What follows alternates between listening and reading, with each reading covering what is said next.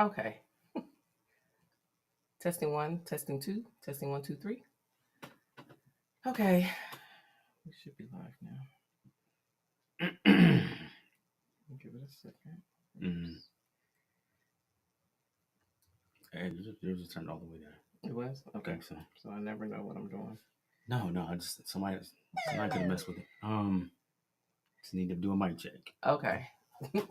Sorry, we were having technical difficulties, so we're gonna give everybody a minute to get back in.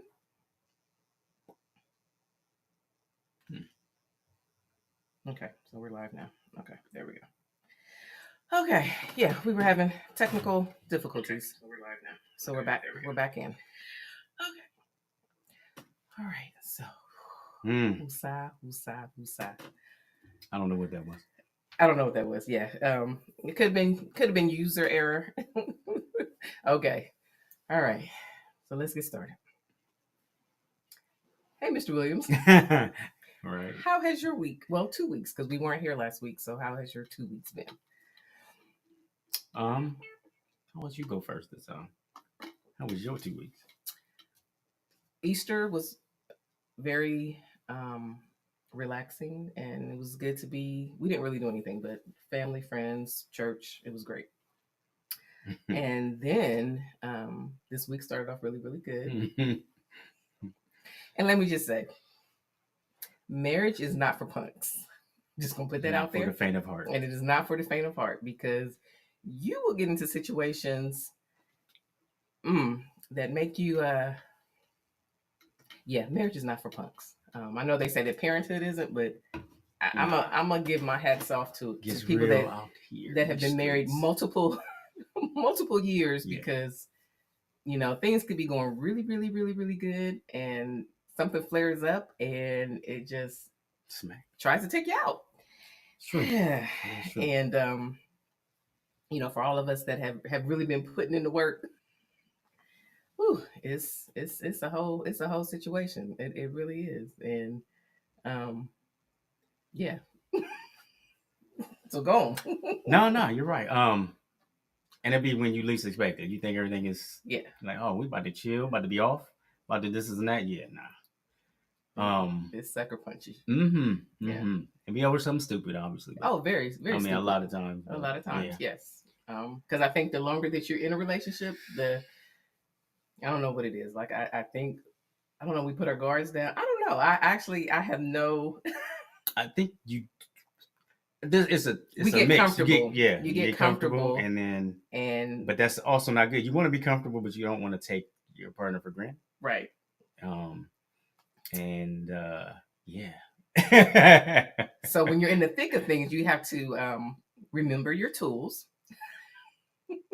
and not go back to the 20-something-year-old person that you were when you didn't know anything and you were, rah-rah.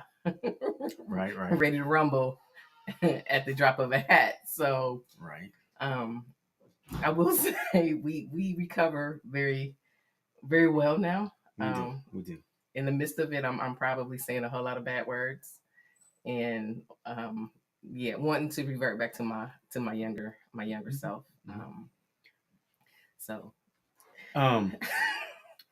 Every once in a while. But that's where you want to have that agreement to, like, you try to pull each other out of that. Right. So. Right. Yes. Try and so something new that Sonny has done. I think I was probably really passive aggressive with my petty. It probably sprung up and I hadn't tapped it down. And he told me that I wasn't giving him a safe space. She had me clutching my pearls, y'all. I was like, in the moment of that, I was pissed, but I had to respect your boundary and give you your safe space. Yeah, I was waving the flag. Yeah. But you know what though? You did respond, so okay. So I got to give you credit. That was good. Yeah, it was good. It brought us out of their funk because, it was. I think our son knocked on the door. Was like, "You all right?" So yeah, we needed to come up out of that because they were starting to hear, so we starting to elevate. Yeah. So it was Yeah, it was. Yeah, I'm gonna give him props. He used that word. We used to have a safe word, but we never used that at all when we would get into our moments. Nope. But he said that, and it was jarring for me, and I was like, okay, let me back down and get myself because. Yeah. But in the moment, I will say, when you said this doesn't feel like a safe space, yeah, I wanted to cut your you face. up. Yeah, I thought like, I made a mistake at first. I was like, oh, yeah. I was like, oh, yeah. Listen, I wasn't thinking of safe space. I wasn't thinking of pineapples. I wasn't thinking of anything. I was just like, okay, we about to go there. Okay, yeah. All right. But I'm glad you was empty-handed. I'll just say that. Yeah, because you had a moment to think. Yeah, but we came back, we regrouped, came back, had a calm conversation, right? And we can laugh at it because it really was. Yeah, it was stupid. Right. It was. It was. Okay. Let me back this up though, because we came into this thing. That's how thrown we were. For our new members, we are committed to us. Oh right, yeah. We are Sonny and Lisa Williams, and we've been doing this thing. We've been married for 2 decades now. Yeah. And we just are trying to get this community together. Most of y'all know that, but we're trying to get this community together because we still see this 51 divorce rate in and out of churches. Mm-hmm. So we want to get this to grow and get like-minded people to come together. So we have started affecting marriages and our children's marriages, mm-hmm. and our grandchildren's marriages and our legacies. So we don't have, some of this damage has been done. We can kind of rebuild this and reshape it and reframe minds around marriage and the expectations thereof. Yes. So welcome. Our motto for this year is committed to doing more in 2024. Yeah. So and that's with everything, committing to communicate better, being intentional about quality time, just showing up better for your spouse. I think it can be a reflection over everything that goes on in marriage. So that's true. So yeah, that is true. Yep. So how y'all feeling? How was y'all's Easter? We hope y'all had a pleasant and peaceful Easter with or without family there. Yeah. And that the weather is getting better somewhat, because I'm feeling like it's still wintertime. Yeah. But hopefully we're on the turnaround where it's going to actually be warm and stay consistent with being warm. But hopefully everybody for the past 2 weeks has had some time to be intentional with each other. Do some things for yourself, do some things for your spouse, and just, not be so go-go with work and other responsibilities. And life. Period, in general. Yeah. Because we have that. I mean, sometimes it's not even work. It can be outside, friends or family sometimes. So, and we do well with that, don't get me wrong, but I'm sure other people don't. So yeah. Oh yeah. So you got to watch all that. Yeah. So, and Mr. Williams has started his beginning of his vacation. So he has like 2 weeks off, and just pray for me. This should be a good thing. What do you mean? What you mean pray for you? Just pray for me. What you mean by that? I'm still working, but just pray for me, because it's totally different when one person is in the household who does not have to clock in for anybody. I'm gonna bring you food while you working. You know what I'm saying? You gonna bring me breakfast? Yes. Really? Absolutely. Yes. Mm-hmm. And we're gonna both eat. Yes. Okay. Wait a minute. Wait a minute. You sounded all happy. Don't go. What's wrong? What's happening? Wait a minute. It's okay. Relax, breathe. Wait a minute. I'm gonna do that for you. Breakfast. I'm gonna do that for you. Not McDonald's. So our hot topics are our topics for today. Really? No, not McDonald's. Okay. Our SOPs in marriage. Standard operating procedures in marriage. Okay. All right.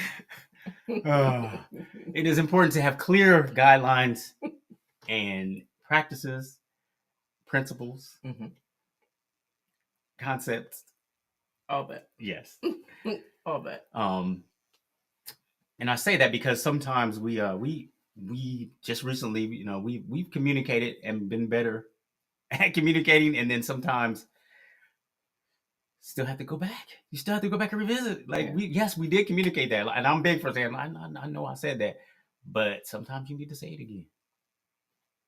Which was a hard thing for you. It was. Because you feel like if you've said it, I know. I'm admitting that. I'm I don't saying need to I repeat myself. I still got more growth to do on that, but okay. And I do recognize that. Okay. So that's me, okay. and I'm working on that. I'm trying to, yeah. You know, I'll give you kudos. You try. So okay, so for yeah, Marcus. Yeah, we'll see. We'll see what next week holds. So at the forefront of your SOPs, we say that's what it means. Standard operating procedures. At the forefront, I feel that communication is the foundation. I feel like if you cannot have conversations about any and everything, then it's kind of hard to build on that, because if you communicate, there comes the honesty, there comes all those things, and you got to have those conversations. Okay, so what are you thinking? Yeah, I'm thinking that and more to it, but I get yes, definitely what you said. Because there's other things in there too, like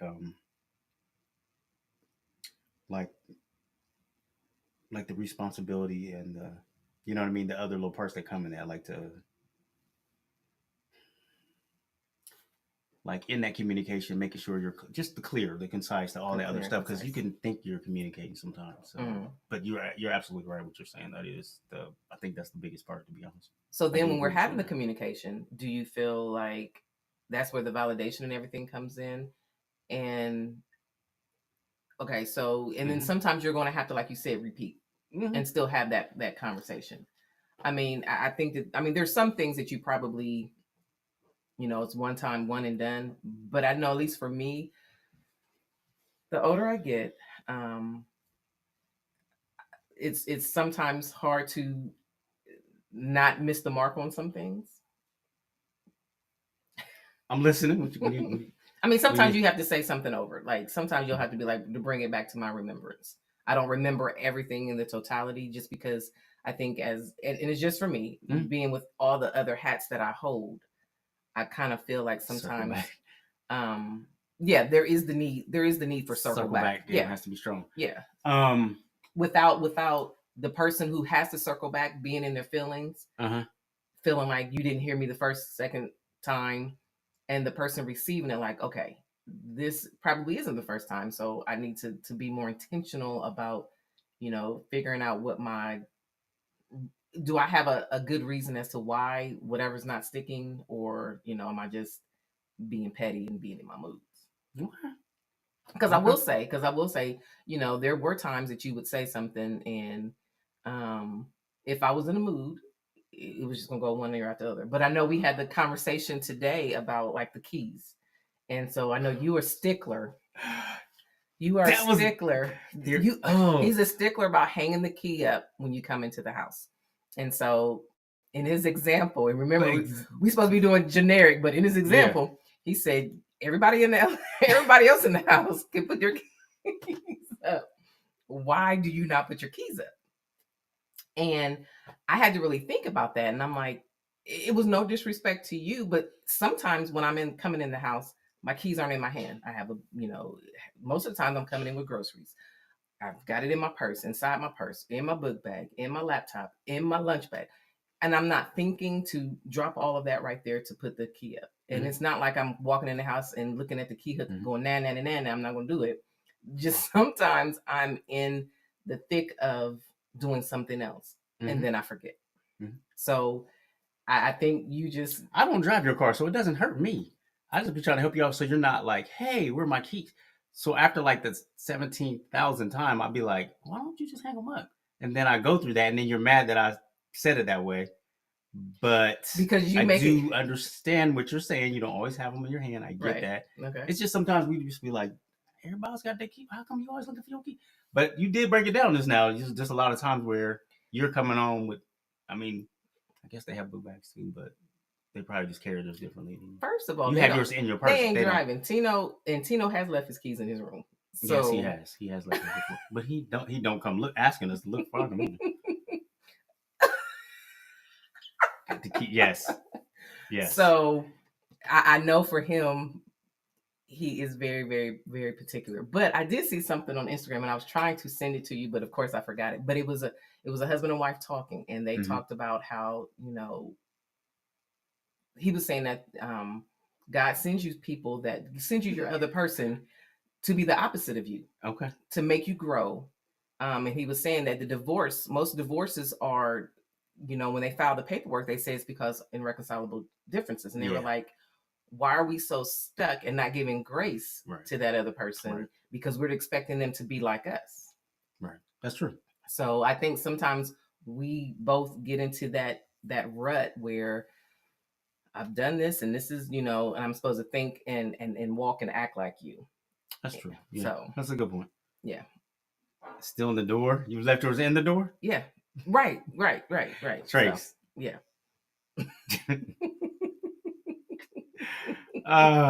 Okay. And see, some people lose their keys daily. Yes. I mean, and so here's the funny thing. If you go to my mom and dad's house, they both lose their keys. Like, and I guess I never looked at it. I never got mad at them. It was just a funny thing. Like, we need to get my dad one of them things that whistles. We've always said that he loses his keys really good at least once or twice a year, where we have to get re-keyed. Everybody got going. I got you. Have an intervention. And so yeah, have you seen the keys? Right. So like little things like that can take us to bad spaces, but we had to have that conversation, and we just had it today where he was trying to explain, and I think your breakdown was good though, right? That communication was good. I was like, okay, right. And I guess in the past I probably just was like, man, get off me. Yeah, it's my keys. I ain't asking you to find them. Get off me. I ask the kids. I won't ask you. Because you will ask that question. You will ask that question. Why didn't you? You have asked me that. Yeah, you said you quit asking me. I quit asking you that. Why didn't you put them up on the thing? You probably have. So, yeah, and they always are the last place. Absolutely. So, but saying all that to say, I think with communication and it being, more transparent with us and us doing it more and talking and actually listening, I think, like I said, this was a breakthrough. Like you said, this is the first time I really actually ever explained it. Yeah. And that's crazy when you think about it, but you're right. Yeah, like after all these years, like I really just had never really put too much stock in it because growing up, it was normal in my family. Yeah. And it wasn't a big deal. So that makes sense. Yeah. The breakdown game was good. I was like, okay. I wish we'd have had that earlier. So one of the things, and so when we were having this conversation, I was thinking, I'm like, we do check-ins, but we might have to start doing like a midweek check-in because I think another, with that whole circle back game, I think sometimes if you're getting busy, I think you do need to. If things are starting to come at you, yeah, I definitely think everyone needs to. But yes, we definitely do. But I think there should be, and maybe there should be two different check-ins. So there should be a check-in just about everyday thing, the household, the children, the external people in our lives. And then there should also be a check-in when it's just about us and our needs and our wants and how we are together as a couple. Because I think sometimes stuff can be commingled so much that if we start talking about the kids, we start talking about the bills, we are not, by the time we get to talking about us, we ready to wrap it up. Man, I like that. I'm about to write that down because I'm actually really like that. Yeah, I think that's... And so I think with our miscommunication as far as like the needs and stuff, I think if we have like a midweek session, that can put the focus, we have a focus on us and then we have a focus on everything else. Okay. And to put it in perspective so that we have the energy to have that conversation when it's just concerning us. That's just something. Shoot, that's a good one. I like it. I like that. That's just something. So yeah, I thought about that today. Like, yeah, because sometimes when we're in the thick of things and we're having those conversations, those difficult conversations. I'll never give you the horse. So there you go. Wow. We're having those difficult conversations. We can lose sight because we're trying to bring everything else back to the forefront. But that's one thing in the communication you're not supposed to do when you're having those difficult conversations, bringing up past stuff. But that's something that's still a work in progress. Okay, I like it. I like that. Okay, so Okay, so at the beginning of everything is communication. That's the foundation. So, and then, because that is one of our core things, communicate with care. And that is a walk that we've had to really straighten, because it was bad. And, so the with care part is really big too, because we have worked with couples where they thought they were doing, I'm just going to say it was probably mainly the guys, but they were just, the way they were saying it, it was like not with care. Yeah. So they were communicating, but it was, yeah. And I think sometimes the game was off. The dynamic, one partner is very gruff and the other partner is not. Yeah. And sometimes you have to,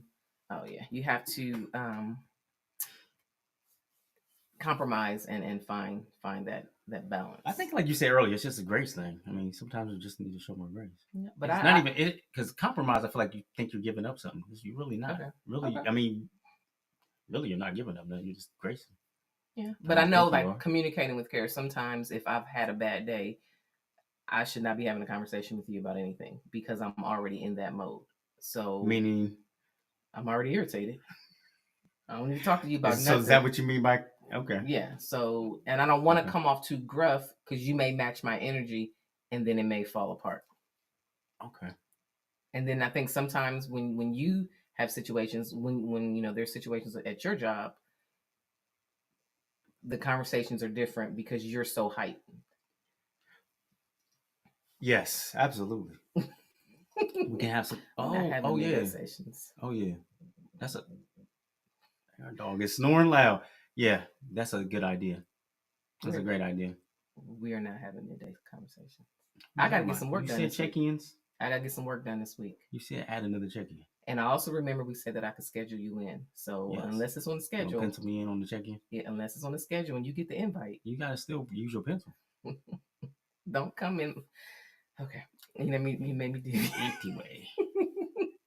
Okay, so as we're talking about the communication, we're talking about the conflict resolution. Yes. And so, go ahead. Yeah. The approach. Yeah. I feel like all these top heavy ones. Okay. Approaching disagreements. Yeah. So, yeah, constructively. That's the main thing. Using the tools, making sure you use them, because a lot of times you'll get into your emotions. Meaning, yeah, you're just gonna come off wrong. Just trying to find a win-win in the thing, because a lot of times we'll come when we're not using the tools, and it's just kind of like a one-sided thing. So if you can do conflict resolutions when you're initially going in thinking of how you both come out with a win, that just takes the other person's guard down, because especially if you have a defensive spouse and things like that. So that is one surefire way. I won't say surefire, but way I would say 80-90% better results for us. So and for me, I had to come looking at it as, you're not coming for me. Let's solve the problem together. It's us against the problem versus the problem taking out both of us. So I love you. Yeah, yep. Now, I will say that doesn't always happen, but it's gotten a lot better. And I think that's all with timing. When we have our conflict discussions, I think timing for me is really, really big. Meaning the timing. What's good timing? Let's do that. What's good timing? Okay, I want everybody to put what is good timing to have a conversation. I think for me, the nose of having a conversation is if I'm getting ready to go somewhere. Okay. Immediately after work. Okay. And maybe early in the morning before I go to work. Those are mine. But anything after that, I could probably be okay. So you are always doing that. So what would be a good time? If I'm not getting ready to go somewhere. When did you not get ready to go somewhere? That's what I mean, you tell me when a good time would be. Like, because you're always doing it. Okay, maybe an hour after I get off work. After I give hour after you get off? Like, okay. I give you time to decompress. I need time to decompress as well. Okay, that's a good time. An hour after work. Y'all heard that? Okay. Or or if it could wait to our check-in, that would be great. Okay. Or one of those lazy Saturday afternoon mornings. After, because then you're in a better mood. Afternoon mornings? No, after. I said Saturday mornings after, because you're in a better mood. Okay.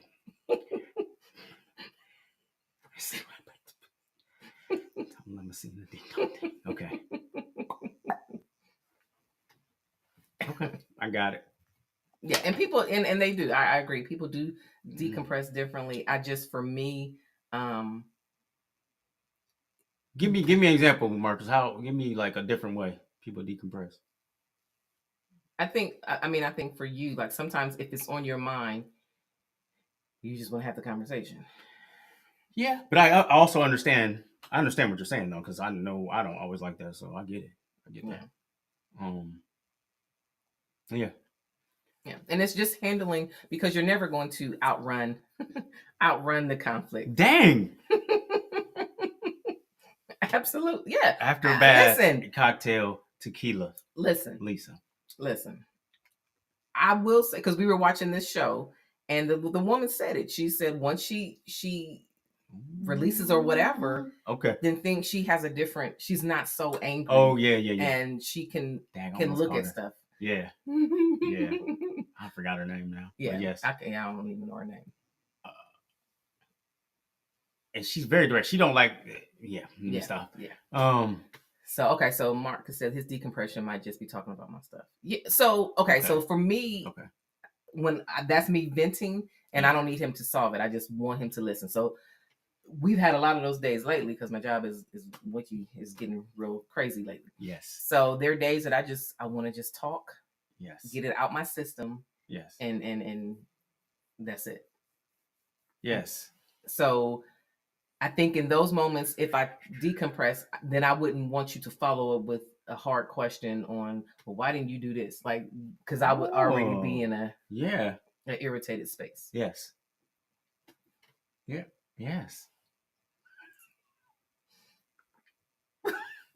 And one thing, so I didn't do it today, but one thing that we did, I have started asking, is this a good time to talk? Yeah. And so then that way that alleviates the whole going too far and it not being a great time. Ooh, who said that? Yes, Ellen. Yes. Absolutely. I believe that. Yeah. Yeah. I think I'm a whole different animal. I think it really takes the edge. Takes the edge. I mean, there's no easier way. There's no better way to say it. It does. It takes the edge off and it makes you see things differently. Yeah.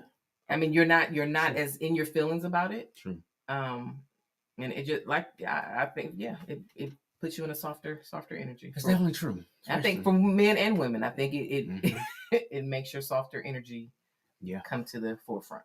Mm-hmm. So that's a tip.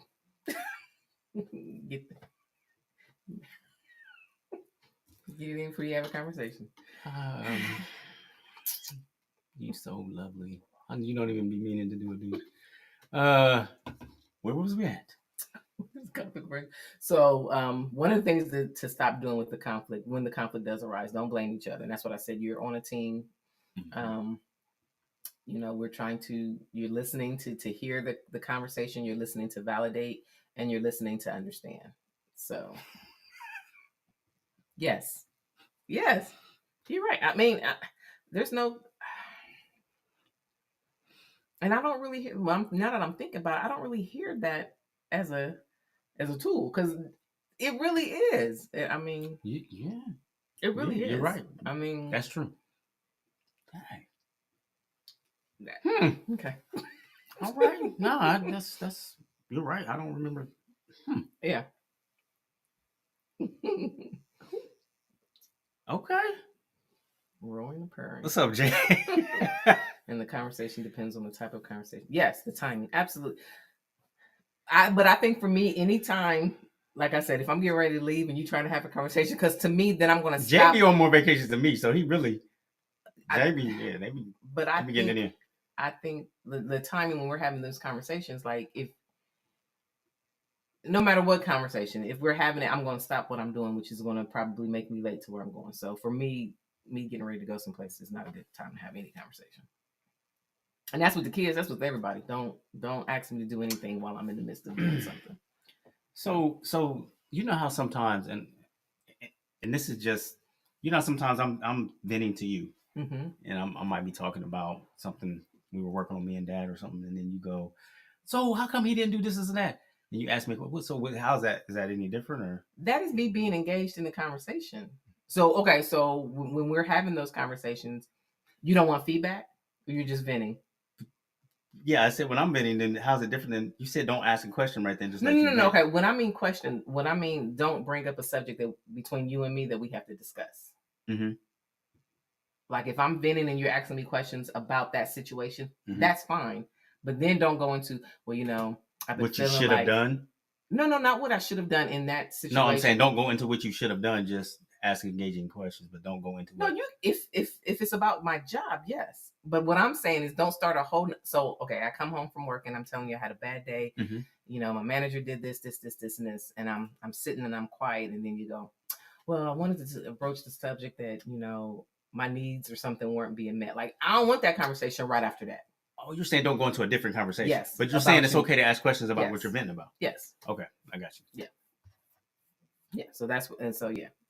Yeah, I mean that seems pretty. I got you. I mean, you may think I'm in a talkative mood and we can just knock it all out. I don't want to knock it all out. All right, I'm not. Okay, I got you. So another standard operating procedure, financial management together. Yeah, your financial. How are you financially solvent with each other? Like those conversations. Thank you. Thank you. You're real. How does that I guess look for you? I think for us, like finances we were clear about them very early on. So, you know, I think we had, like we discussed before, we had one good time where I missed a couple of bills. Yeah. And I think I learned from that situation. Yeah. I think I just went totally eight. Yeah. So crazy. I think that never got even. Yeah. We've always been great golden after that. So yeah. Yeah. You went, yeah. But that was a boundary. So well, that was one of your boundaries. Obviously. But that's because of past trauma. Yeah, and upbringing, everything. Yeah, so I mean, and I didn't. And just being a black man here, like just living here, being a black man, I just do not like them to be able to look at me when I go into a bank or anything else with that same look they be trying to give all of us. I hate it. Like I hate it, and I don't ever want to give them a chance to do that. Okay. Can't stand it, and because I be actually want to knock teeth. So yeah. Okay. It gets that real with me. Okay, so maybe it's just a man thing. Okay, I get it, but I mean, I you know, it wasn't. Yeah. Anyway, so and so then the conversation that you can have is how do you handle financial stress and disagreements on, you know, the budget, something unexpected, something financially unexpected coming. Like how do you handle those conversations? Stressful. Because they can take you out. Like I think the finances, like I said, when we had our issues with building our house and we had to file for bankruptcy. Oh yeah, because the old dude ran off with money. So yeah, we were getting ripped off. I think we were not, I guess, the best communicators at that time because we were our marriage was really really rocky. But I do believe if I had let that stress from the bankruptcy, that might have, if I had let it come in and fester the way it could have come, but that would have been probably my breaking point. Considering the circumstance, we did good. I would say we did good on it. We did good, but I know that there are some couples where that is hard to get on the same page financially. Oh yeah. So, you know, I think for us, the budgets, setting goals. We did that well because we stuck to it. So that's I guess that's a problem. I don't know if that's even on there. Yeah, I don't think that's not on there. So you can set it all you want. You have to consistently both show up. Like we had a whole calendar where we wrote down. We got so serious. We had a calendar where we wrote down what we had for lunch, like what we spending on gas, lunch, everything. I think that's when we were trying to just get the down payment together or whatever we were trying to do. We had a goal in mind, stuck to it, and both did the same thing that we said we were going to do. So, so that just made it that much easier. But you do have to both really show up 100% for that. Yeah, but I think like finances and effective communication. Yeah, and like I said, when we were in the midst of our mess. I just thank God that the finances, we weren't having issues with that, because I think that might have took us. I just think it would have been hard for me to hold that up as well. But that's one thing I do say that we do well, as far as the finances. We've always been able to, I guess, talk through it and have a plan. So I guess that's the most important thing with finances. You've got to have a plan. You've got to be okay to pivot when something unexpected comes. There's always going to be a tire that you need new tires. I mean, there's always going to be those things that throw in the way, and you have to be okay and be flexible. Oh, speak louder. Okay. And so I think, I think for just finances, that's a major problem for a lot of couples. And I really believe that you've got to have that budget. You've got to have those check-ins where you are doing the checks and balances. Like if that goal is, you need to make sure that you're meeting that goal, and what that looks like for the entire, week, month, whatever. So, right. And then have a clear list of who's doing what in the finances. You take care of the mortgage. I take care of everything else. Like, be clear about that, and then ask the question: is it too much for you? Do you need help? Like, you do come and you will ask, like, you need any help with anything? And so, right. And is the code $10 or 10? Yeah, because that definitely, when you got major stuff, that goal setting will, it'll definitely, if you don't have a goal, you are at a loss, and it's unnecessary to have that kind of stress when you don't have to. Okay. And so then, as far as like another standard operating procedure, keeping the spark alive. And that's the second part of our communicate with care, connect with intention, is that you've got to put in the work. I know I've talked to couples that after the kids get out the house, then we'll have this time. And I always feel like when the kids leave, if you have not poured into each other or your career, it might not even be kids. It could be your career. After I get to this certain part of my career, well, after that happens, that person has evolved into someone else, and it might be hard to get back to that place. You might have, the gap might be so wide that it's too hard to get back. So trying to start a lot more. We have always been intentional about just trying to get that time in. I think now it's hard when children are little, or like when you're in the beginning of a career, it can be difficult. Right. But that's when you can do the dates in the house. That's when it doesn't have to be anything grand. That's just having the conversations over a cup of coffee or tea or drink. Like, just spending that time just to tell that person, I'm still here for you. We're still in this together, and I want to support you and be there with you. Right. And working around the difficulties, like at least speaking that you're trying to show the effort and doing other things. Right. That can help. Yeah. Both. Yeah. And both, right. And I mean it. Yes. But let me just say, so yes, both have to be willing, but there are times and there are seasons in marriage where one person may be carrying the load, the heavier load. Or you could say it this way: the more responsible person in that moment, or the more responsible person in that moment. And there's different times we're a little more responsible than other. I mean, yeah. And we just have to help each other, kind of like that conversation we were having. Sometimes we just got to pull each other along a little bit. Yeah. To get through certain things. Yes, I'm not saying it needs to be so lopsided for so long. Right. An extended period. Right. Yeah, that's getting ridiculous. But I mean, yeah, you it's not going to be dead even all the time either. So. Right. Yeah. And if you get into that mode that it has to be 50, I don't think marriage is ever 50-50. I think you have to give as much as you can give in each circumstance. And I know that there were times when I had the heavier load, and then there's times when you've had the heavier load. And it sounds good, Tracy. I get what you're saying though, because I know in the moment those were some of the times I've been wanting to run like, this ain't fair. So I do get what you're saying. Yeah. And looking back, I mean, sometimes I was catastrophizing. So I mean, yeah. But I think that is something that they put out there, like marriage is 50-50. It's not. Yeah. I just truly believe that it's not. Yeah. And so you have to. It's not gonna be.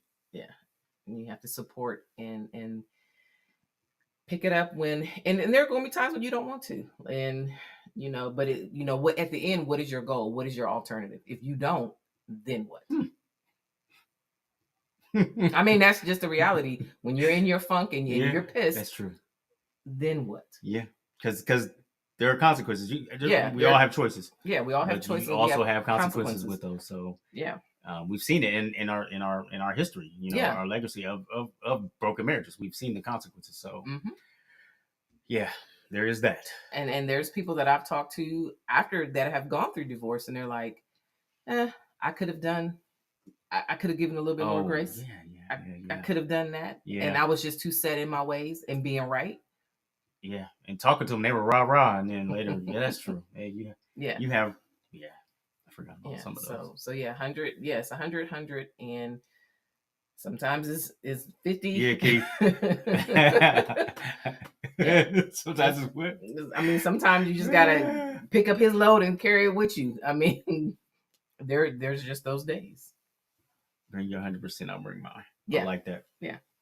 Yeah. And I think it's all about effort. As long as I know that you are trying, is when if you completely just sit in a corner and you wait for that other person, then that's where the resentment can come in. Mm-hmm. So, but I am a forefront of being the rah-rah person for making sure that you're being intentional about knowing each other and keeping that spark.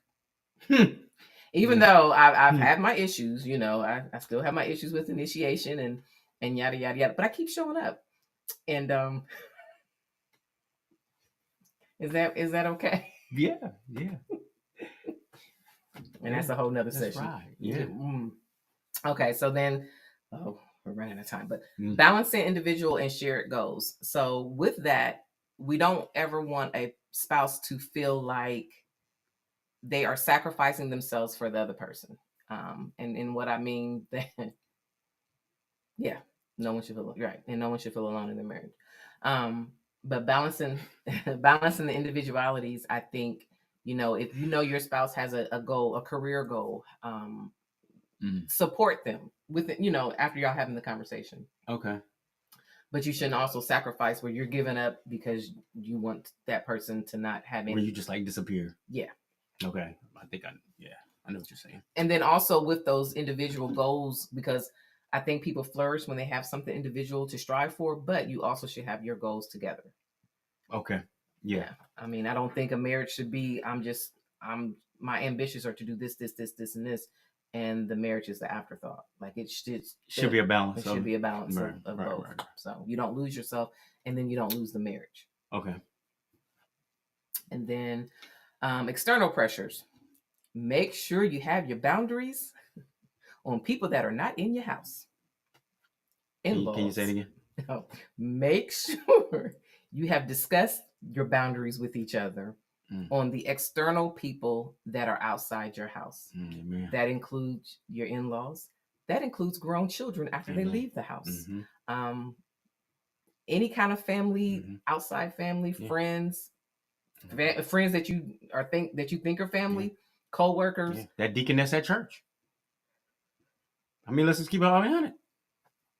Because a lot of times people do that. They think, that's the church. I got to go. We still got to order to this thing. I get that that's the church, but there's an order.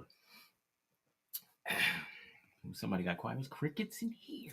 That was dirty. There's crickets in here. Right, because you took vows with that one person. But we all know you married me, you married the whole family. No, I did not. So just make sure that you discuss and you're very clear, both of you are very clear on what that looks like as far as the boundaries with external stuff. He got me. As far as, so just make sure that you are very, very clear.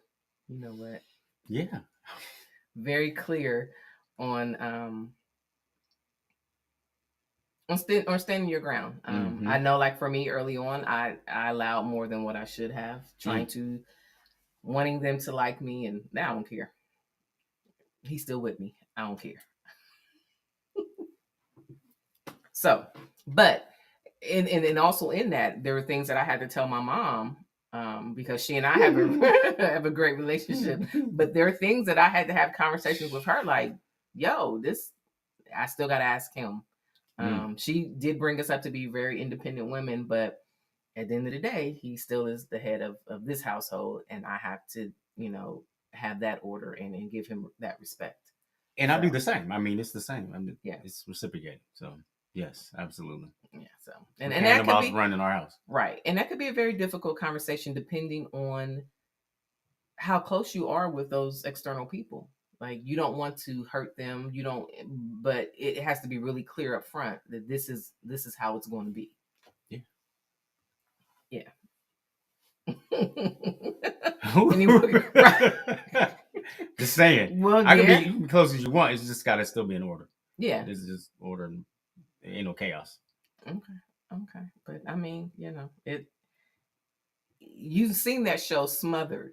There's a show where, like, the son or the daughter has a parent that won't let them go, and they're in relationships and marriages, and it's crazy because there are no boundaries set. There it is. There it is, right there. So you've got the other spouse feeling alone because they didn't have that conversation. And even when they have the conversation, it's like, but that's my mother. But that's my father. Which goes back to they're not setting a boundary. Right. And they're not agreeing upon a boundary. Right. Yeah. You said reading the mind. Reading my mind. Reading my mind. Yes. Yeah, it took me a minute to get there. it definitely took me a minute to get there. I just really, like I said, I was disillusioned by wanting to have the perfect blended family, and that did not work at all. Right. But understand, your spouse also too will have such a great appreciation for when you do that thing. That say that again? Your spouse will have a great appreciation when they see you set that boundary and you got their back and you put them first. Okay. They have such a great appreciation. They probably already will run through a wall for you anyway. Okay. But I mean, you will see that level go up even higher. Like, oh, you got us. I got us. Even it's fortified.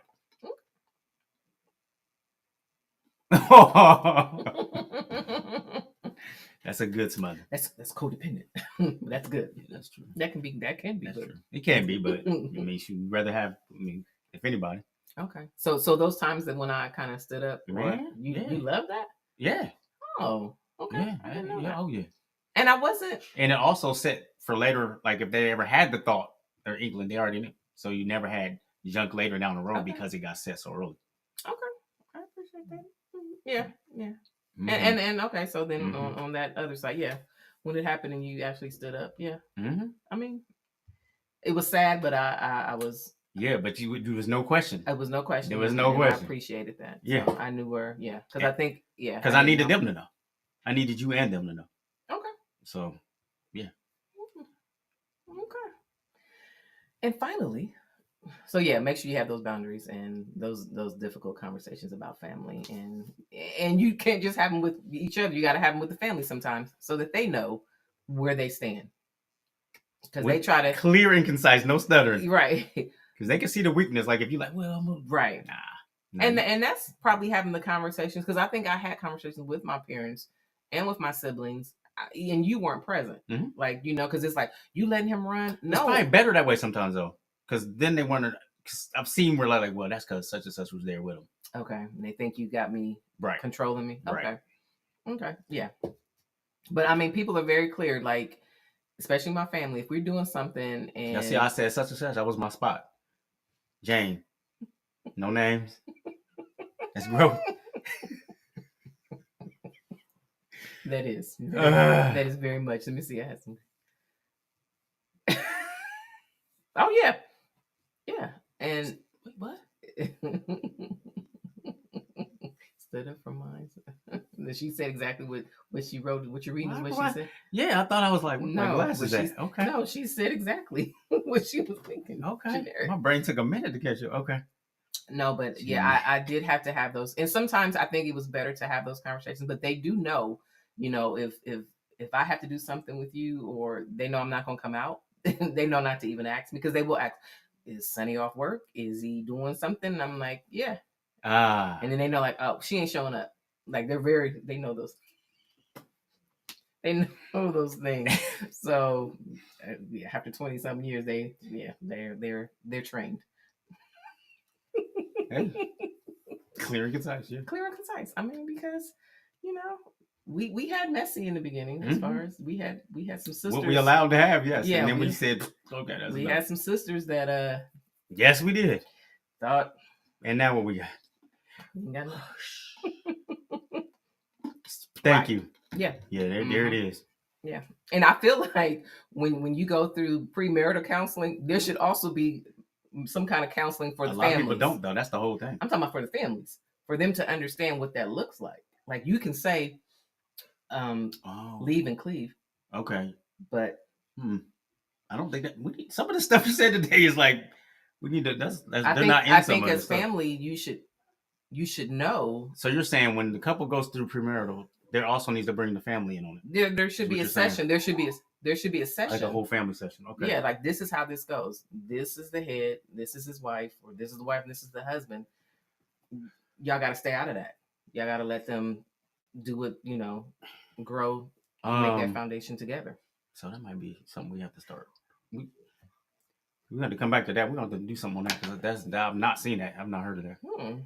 I mean, I don't know I don't know if they'll go, but at least it'll be offered. And some people will go. Oh yeah, I mean, I think it should be mandatory, so you get at least have that conversation. It should at least be had. Yeah. So there's no surprises after you get married. Yeah. Because it does change. And that session stays just to that part of it. Yeah. Yeah. Because they don't need to know all your business. That should be on here too. Well, the external, the boundaries with what you share with family as well. Be very. I guess it is on here. Mindful. I know we made the mistake in the beginning. I ran to my mom. We had an argument. Ran to my mom, and they gave him the side eye for a little bit. But I mean, when you ask them now, they said they saw the change in you, and so they didn't have to be in that same space. Yep. Okay. You know they got the right one. I'm like, yeah. You know me. All right, so I think that's it. What do we got? You gonna mention the? Yeah, wait a minute. Let me see. Okay. The type of family members who need this session would be the ones that don't show up. Right. You're probably right. You can't tell me what to do, folks. Yeah. Mm-hmm.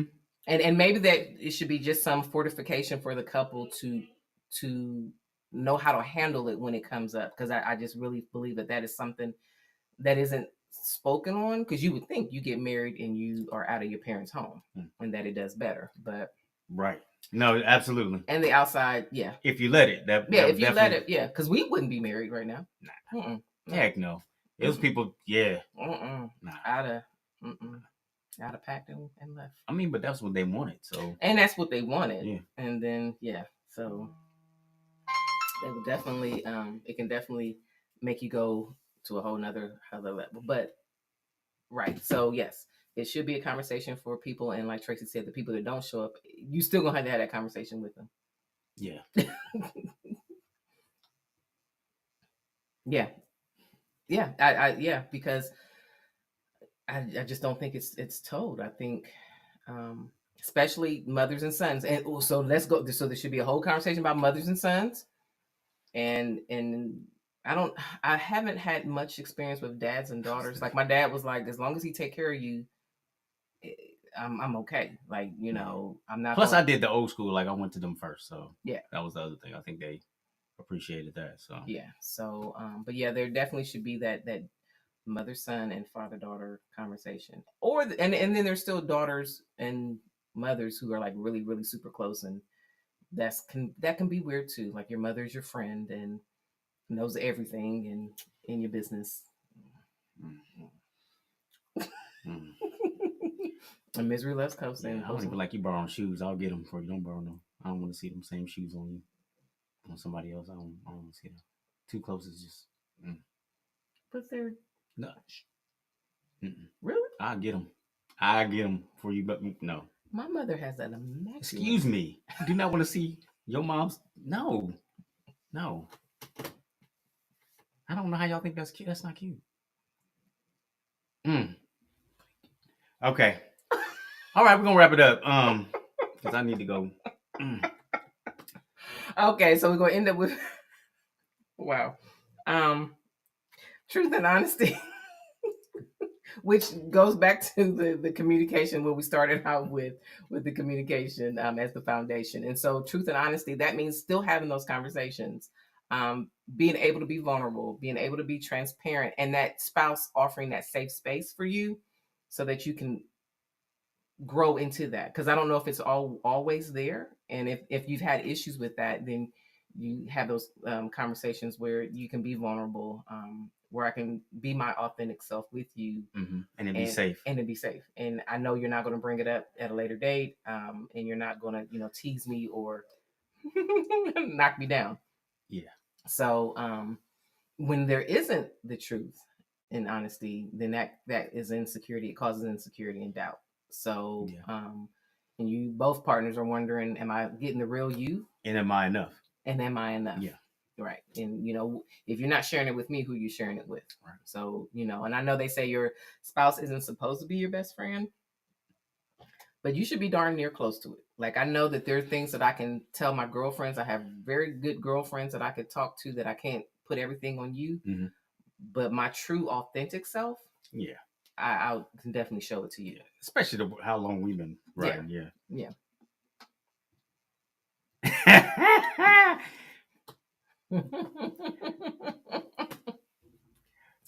So, yeah. Okay. Right. I'm not even going to say coming soon for that because I don't know when we're doing that. Right. Okay. So we've had a good week. I think we'll be back next week. Yes, we'll be back next week. Yes. Okay. It's been a wonderful week. And I just lost my train of thought.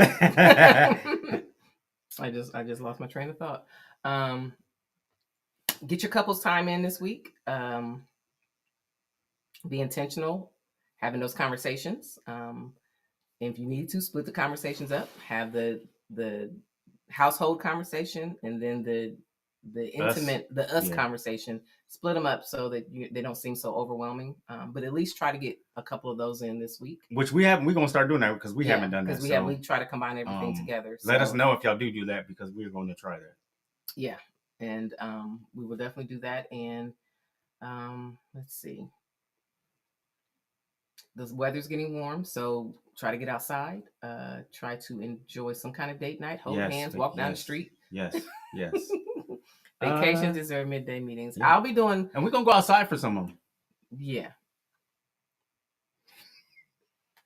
No, we're not. You see, I did keep a straight face for a long time. I held it. No. See, you got to be open to trying things. Okay, as I was saying, make Spark sure... alive. Ain't that one of the SOPs? Keep the spark alive? Make sure that you are being intentional this week. Spending that time together. Stay inside? What? For most. Okay. Being intentional. You can't even let me give a thought. Being intentional. The car is inside still. It's outside, but inside. Y'all have got him on a whole nother... Okay, make sure that you are doing what you need to do with each other this week. Get those kisses in, get the hugs in, get those 5-10 minutes of just uninterrupted time with each other. Yes. And remember to communicate with care and connect with intention. We will see y'all next week. Amen. What are you about to do? I ain't know nothing. Fixing the wires. You know what? Bye.